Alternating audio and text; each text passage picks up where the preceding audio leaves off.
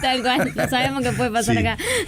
Bueno, como todos los miércoles, en este caso, nos visita Susana Exactamente. Canevaro. ¿Cómo estás, Susana? Hola, ¿cómo están? Buen día. Muy bien, muy bien.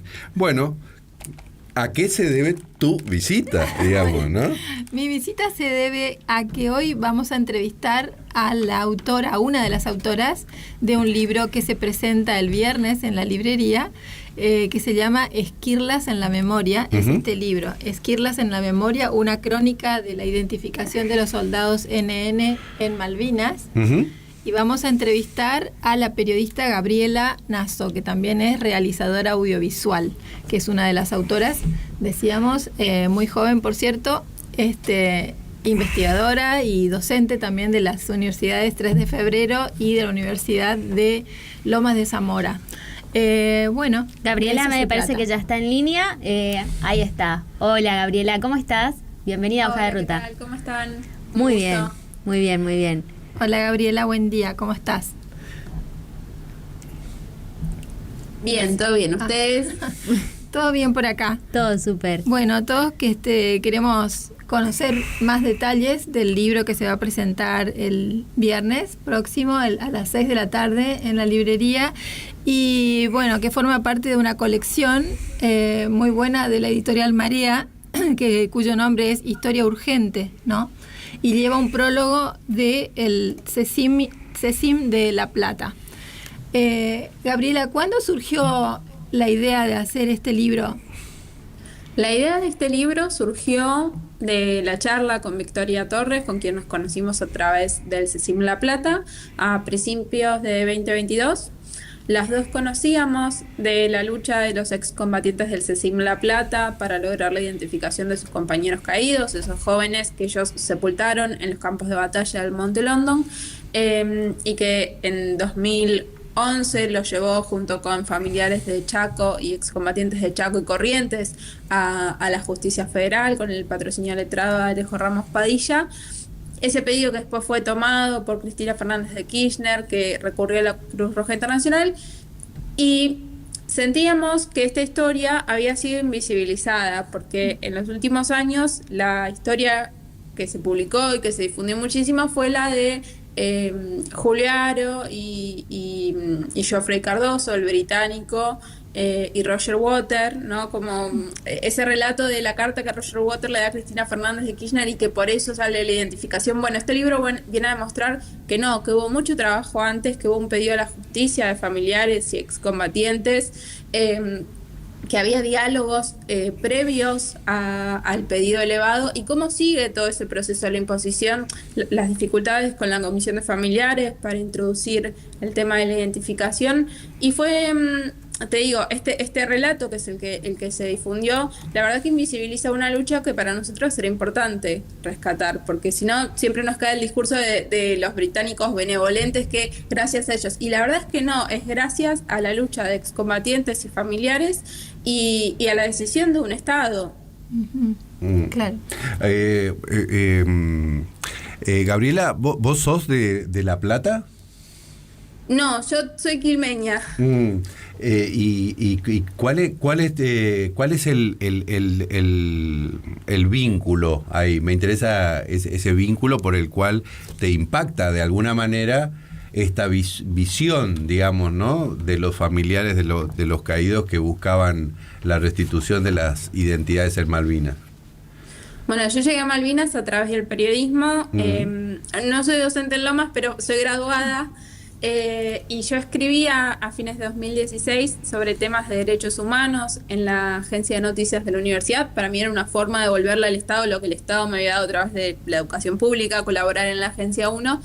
Y como venía cubriendo temas de derechos humanos, me enteré de la campaña que se lanzó de Identidad los 123 CNN, que es una campaña que contó con la presencia de estuvo Pablo Vaz, el ex subsecretario de Derechos Humanos, estuvo David Zambrino, un excombatiente de Chaco, Norma Gómez, que fue un pilar del proceso de identificación, y ahí hice un primer artículo y me contacté con Ernesto Alonso, secretario de Derechos Humanos del CECIM La Plata, que impulsó esta campaña.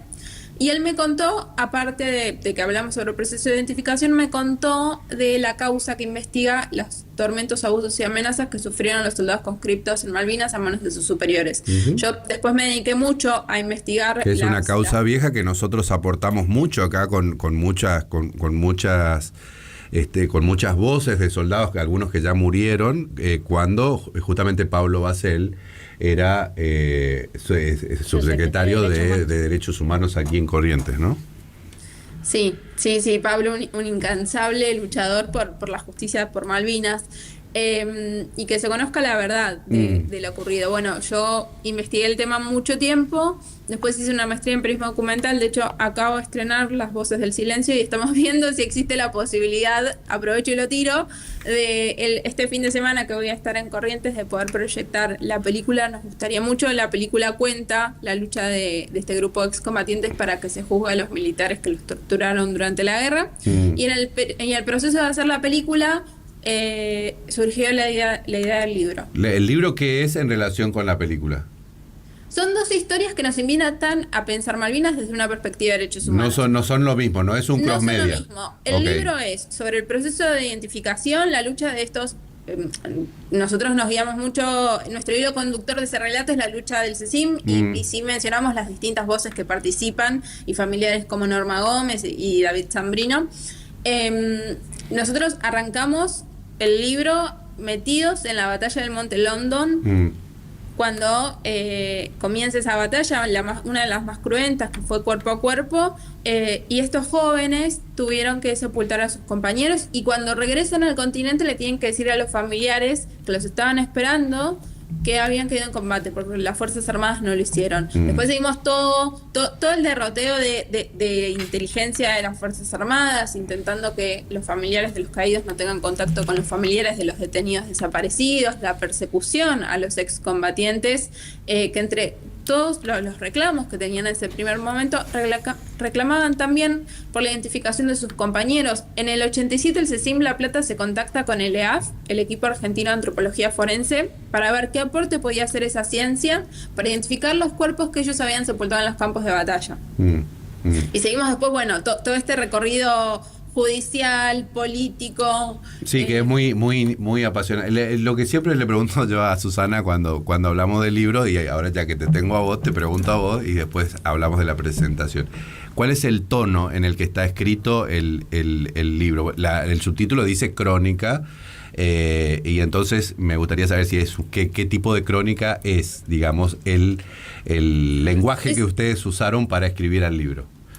Es una crónica escrita en un lenguaje muy sencillo, muy cercano, que nos acerca a la intimidad de esas familias. Tenemos toda la lucha, toda la parte jurídica, pero eso está bajado a un lenguaje que cualquiera lo pueda entender, que cualquiera pueda entender cómo es una petición ante la Cruz Roja Internacional, pero sobre todo darle voz a las familias. Darles voz a esas madres, a esas hermanas cuyas vidas quedaron en muchos casos suspendidos, que fueron motor e impulsaron esta búsqueda, pero rescatamos, ¿no?, esos momentos, esos detalles que te muestran cómo es importante que se conozca la verdad, sepultar a sus seres queridos, lograr la identificación. Tengo el recuerdo de Norma Gómez, que esto está escrito en el libro, está contado. Ella ya vencida, después de que al final de la guerra vienen a Buenos Aires a ver si encuentran a Eduardo, no lo encuentran, Eduardo Gómez, su hermano caído. Después viajan a Malvinas pensando que estaba identificado y se encuentran con que no estaba identificado. El primer viaje, recordemos, es en el 91, 9 años después. Nadie le había dicho que su hermano no estaba identificado. Claro. Y en estas cosas también ponemos, ¿no?, en la responsabilidad del Estado también ponemos el acento. Por supuesto. Y ellos vuelven y empiezan a buscarlo otra vez porque dicen, bueno, por ahí está dando vueltas perdido en un hospital, hasta que en un momento Norma se rinde y vuelve a Chaco. Y cuando vuelve a Chaco, antes de la última baja, Eduardo había ido a visitar a su abuela y había plantado una parra. Y esa parra ya 9 años después daba frutos. Y Dionisia, la abuela de Norma, le decía a todos sus otros nietos que no podían tocar esos frutos porque eran para Eduardo cuando volviera. ¿No? Eso nos muestra esas vidas atravesadas por ese duelo en suspenso. Gabriela, hay algo que tienen estas historias, sobre todo las vinculadas a la dictadura y a la memoria y todo, que uno se mete, ¿no? Mucho en la historia y empieza a jugar un poco lo personal, de bueno, la necesidad de encontrar justicia, de contar una historia y narrarla bien, y el respeto y todo esto. ¿Cómo jugó eso ahí? La emocionalidad que se nota, que la tenés muy, muy presente en tu piel a la hora de escribir, y que bueno, no se mezcle todo eso, ¿no? No, la emocionalidad está en cuando uno... A ver, primero la elección de la historia, ¿no? Por algo elijo contar esta historia, porque son, yo con los excombatientes del CECIM La Plata, pero también con otros excombatientes como Silvio Katz, como David Zambrino, me identifico con una visión de mundo y valores, ¿no? Entonces, claro. Yo siento que desde el periodismo este es el aporte que puedo hacer.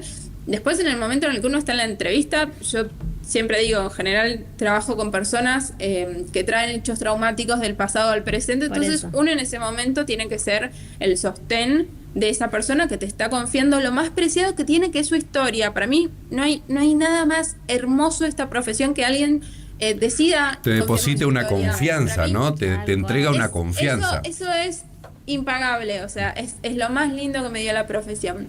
Después, uno en ese momento obviamente sostén, y en el momento que estás en la intimidad con el testimonio, la primera desgrabación, ahí a mí me guía mucho esa desgrabación, que la hago muy artesanalmente, porque es donde yo me conecto íntimamente con el testimonio, y esa brújula yo lo digo, escribir desde las vísceras, de lo que me mueve con ese relato, es donde digo, bueno, es por acá, esto tiene que estar. Después es todo un trabajo de...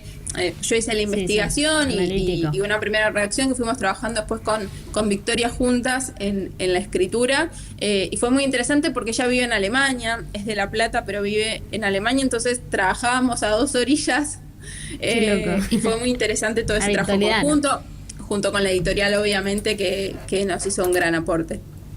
Bueno, este libro entonces, ¿cómo es, Susana? Bueno, este libro se va a presentar en capítulo 1 el viernes próximo a las 18, ¿no? Y esperamos contar con, bueno, mucho público. ¿Y vos qué expectativas tenés con respecto a la presentación? ¿Conociste ya algunos excombatientes de acá de Corrientes? ¿Pudiste contactarlos? Me estuve contactando a través de David Zambrino y de Pablo Basel. Estamos viendo la posibilidad de organizar, como te decía, aparte de la presentación del libro, la presentación de la película. Y yo estoy muy emocionada, tengo muchas ganas. El libro se presentó el año pasado y me debía llevarlo a Corrientes. A fin de mes vamos a estar también en Chaco presentándolo. Acá me entusiasma mucho saber cuál es. Disculpa. Que Malvinas tiene acá en Corrientes, viste, como mucho sustrato, digamos. Claro. Sí, tiene una presencia muy fuerte. Entonces tengo muchas ganas de presentar esquirlas, de escuchar las devoluciones de quienes participen de la presentación. Es un libro que quiero muchísimo, no solo porque es mi primer libro, sino porque es una historia que yo sentí era importante reivindicar. Entonces es mi aporte, ¿no? A través del documental y el libro, son mis aportes a la construcción de la memoria colectiva. Son yo, ciudadana, con las herramientas que tengo, que lo que sé es contar historias, bueno, rescatar estas historias que nos fueron negadas de nuestra memoria social. Creo que es importante reivindicarlas. Claro, como dice la contratapa al final del libro, dice: a quienes murieron por los tormentos infligidos por los militares, también se les debe la memoria, la verdad y la justicia. Creo que ese es el colofón más importante que tiene esta historia. Así que... Y es un ejercicio de soberanía, que sea el Estado argentino el que le devuelva la identidad a nuestros caídos, es un ejercicio de soberanía, al igual que sea un tribunal argentino el que juzgue los tormentos, abusos y amenazas que sufrieron. Son ejercicios de soberanía.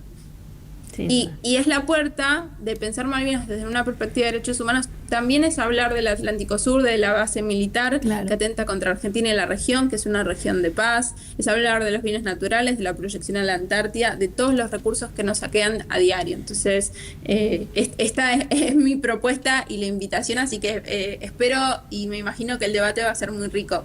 Ojalá así sea. Muchas gracias, Gabriela, y bueno, Gabriela. Muchos éxitos. Nos vemos. Gracias a ustedes. Adiós. Estamos en contacto. Bueno, Gabriela Naso, periodista, documentalista y, bueno, la redactora de esta historia, ¿no? Que, de nuevo, lo que nos pasó ayer, esto de escuchar a la gente que escribe, hablar, es como leer el libro y te transmite mucha emocionalidad y es muy fuerte, sobre todo estas historias que están tan conectadas con corrientes, que tienen un... Bueno, esta es una historia que recordemos que acá hay un punto de vista también, ¿no? Claro, por eso. Esto no es un tema menor, no da para debatir, digamos, ¿no? Pero acá hay un punto de vista.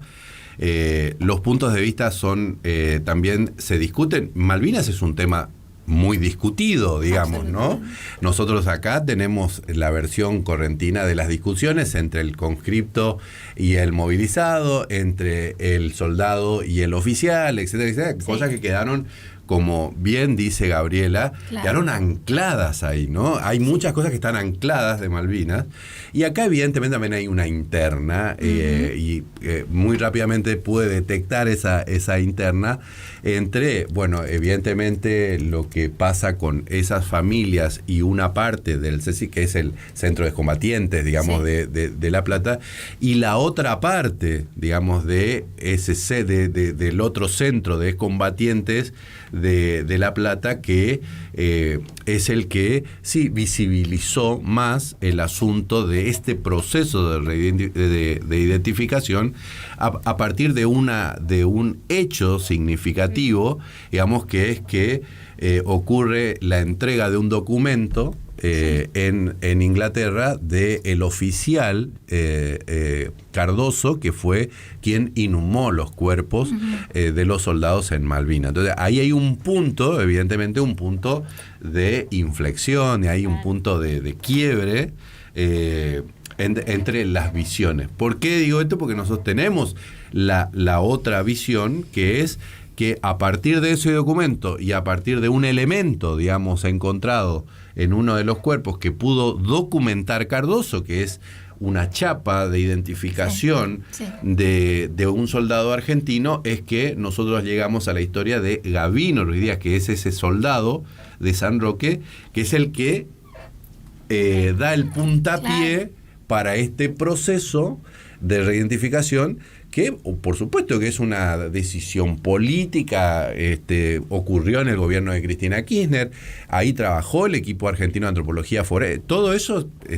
digamos, ¿no? Sí. Es acá las visiones desde el punto de la mirada, digamos, de esta crónica en relación a ese punto inicial, ¿no? Claro. Una partecita de toda la historia. Claro, porque sí es verdad también que hay como una lícito también, digamos, cada uno puede pensar lo que quiere, pero también es pensar, evidentemente por lo que dice Gabriela, ahí hay una mirada que no comparten de lo que hizo Cardoso y cómo lo ve la otra parte de lo que hizo Cardoso en relación con este tema. Claro, porque creo que por ahí lo que se interpreta es que hay una objeción al hecho de que los héroes de Malvinas realmente fueron héroes y fueron muchachos que pusieron el cuerpo y el alma en esa guerra, ¿no? Claro, sino que fueron víctimas.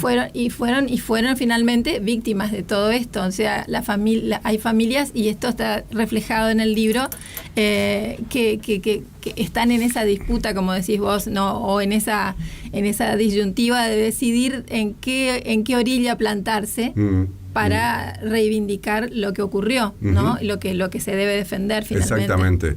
Y después, cuando el trabajo del equipo argentino de antropología forense tiene en los distintos lugares gente que los ayuda, ¿no? Claro. Acá en Corrientes trabaja gente de asistentes sociales, digamos, que formaban parte de ese programa, y lo que cuentan de cómo encuentran a esas familias, digamos, que anclaron ahí, que tienen un duelo en suspenso, o sea, esa parra que no se puede tocar. Bueno, esa es ponerle una mirada bastante romántica, digamos, de cómo quedan las familias que perdieron a una persona, a un ser querido, a un miembro de su familia, y que no saben qué pasó, no saben dónde está, digamos, ¿no? Así es. Y hay cosas dramáticas que esos asistentes sociales... bueno, es una historia apasionante esto. Apasionante, dolorosísima y apasionante al mismo tiempo. Pero que hay que hacer este ejercicio, hay que ¿no? hacer, hay que hacerlo siempre. Así Exactamente. que, aunque haya pasado un año de la salida de este libro al ruedo, digamos, creo que en buena hora que se presente y que se visibilice, como dijo Gabriela. Susana, recordanos entonces horario de la presentación, día. Sí, es el día viernes próximo a las 18. En capítulo 1. Pellegrini 1435. Ahí en el patio de la librería. En el patio. Veremos, porque claro, por el tiempo. Vamos a ver, ojalá que sí, si no tenemos un lugarcito ya a reparo, preparado. Perfecto. Gracias, Susana, por visitarnos y por traernos esta historia tan interesante. A ustedes siempre. Bueno, vamos a ir un poquito de música.